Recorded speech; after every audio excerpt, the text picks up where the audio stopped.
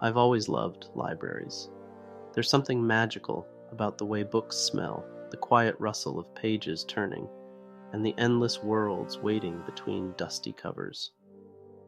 When I got the job at Blackwood Library, I felt like I'd finally found where I belonged. Blackwood was different from other libraries I'd worked in. Built in 1887, it had towering oak shelves that reached toward painted ceilings, spiral staircases that creaked with every step, and windows that filtered sunlight into golden beams across the reading room. The building seemed to breathe with history. "We're glad to have you, Miss Ellis," Mrs. Patterson said on my first day. She was the head librarian, a woman in her 70s with silver hair and knowing eyes. "This place needs younger hands. Mine are getting too old for the work."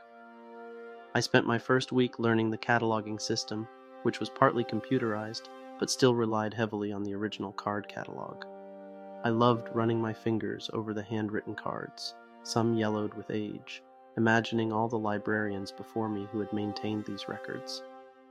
It was during my second week when I first noticed him.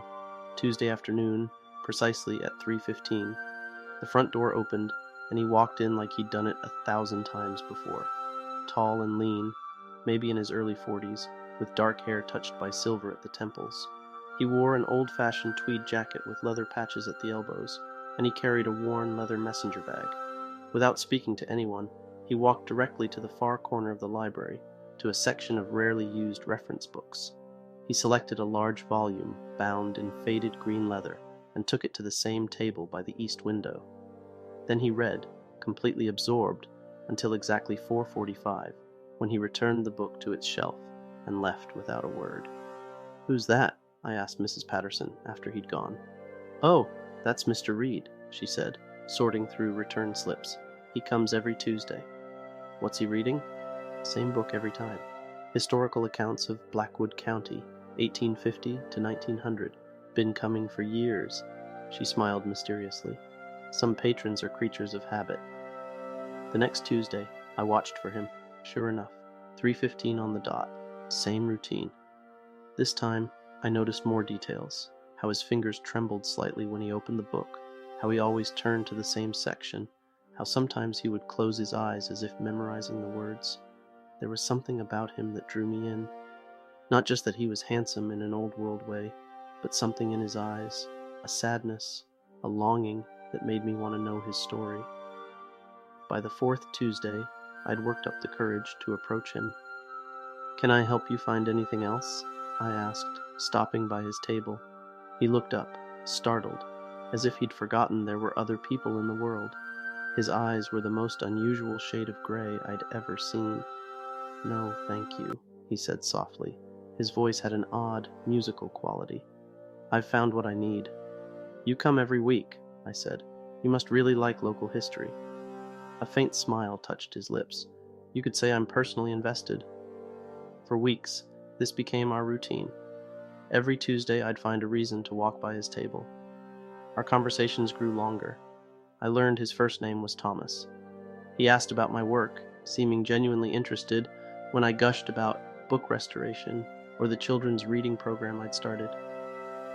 "You have a gift for bringing things to life," he told me once, and something in the way he said it made me shiver. One stormy Tuesday in October, the library was empty except for us. Rain lashed against the windows, and thunder shook the old building. When closing time came, I found myself reluctant to send him back into the storm. "Would you like some tea?" I offered impulsively. "I have a kettle in the break room." He hesitated, then nodded. "That would be nice." In the small staff room, as I waited for the water to boil, he stood looking at the rain through the window, his reflection ghostly against the dark glass.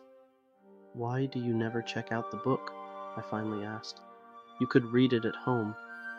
Thomas turned to me, and for a moment he looked different, less solid somehow. "It wouldn't work," he said quietly. "The book needs to stay here, and so do I, in a way." "I don't understand," he sighed. "I've been trying to find the courage to tell you. You see, Elizabeth, I'm not exactly here." A chill ran through me. "What do you mean?" "I died in 1897. I was the town doctor. There was a typhoid outbreak, and I was trying to help a family that lived on the outskirts of town. There was a storm, much like tonight's. The bridge washed out as I was crossing. I should have been terrified, but strangely I wasn't. Something inside me had suspected all along that Thomas Reed wasn't ordinary. "The book," I whispered. "Your obituary is in it." He nodded. "On page 213. Every Tuesday, I can become solid enough to turn those pages, to see my own history. It's the only day I can interact with the physical world." "But why? Why are you still here?" His eyes filled with a century of loneliness. "Because I never finished my work. Those people I was trying to reach, they all died because I couldn't get to them. 5 children and their parents. I've carried that guilt for 125 years. My heart ached for him. That wasn't your fault, Thomas. I know that now, but I couldn't move on without knowing what happened to them. Their story is in that book too, but it's fading. The pages are deteriorating. Soon, I won't be able to read it at all." The next day I began researching book restoration. For weeks I stayed late, carefully treating the brittle pages of the green book, stabilizing the binding, preserving the ink that told Thomas's story. While I worked, I felt him watching sometimes, a coolness in the air, a sense of waiting. On Tuesdays, he would appear, more vibrant each time, as if my care for the book was somehow strengthening him. "No one has ever done anything like this for me," he said one afternoon, watching me work. "I'm doing it for both of us," I admitted. "I've never felt connected to anyone the way I do to you." Winter turned to spring. The book was fully restored, and I had added something to it, the full story of the family Thomas had tried to save, gathered from town records and newspaper archives. They hadn't all died, as he believed. The oldest daughter had survived, and gone on to become a doctor herself, inspired by the man who had tried to save her family. On the last Tuesday in April, Thomas came at his usual time. When he read what I'd added to the book, tears filled his eyes. "She lived," he whispered, "and she carried on my work. You didn't fail, Thomas. You inspired her. Your life had meaning." He looked up at me, and his smile was radiant. "And my afterlife had meaning too, because I found you." That evening, as we sat together in the reading room, Thomas took my hand. His felt warm now, more solid than ever before. "I think this is our last Tuesday," he said gently. "I can feel it. I'm ready to move on now."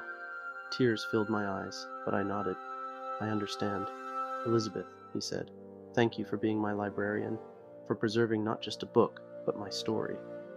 As the clock struck 4:45, he leaned forward and kissed me softly. Then he walked to the shelf, returned the green book for the last time, and turned to me with a peaceful smile. "I won't be gone completely," he said. "Look for me in the spaces between books, in the dust motes dancing in sunlight. Libraries are magical places where time doesn't quite work the same way." Then he faded, becoming transparent, then just a shimmer in the air, and finally nothing at all.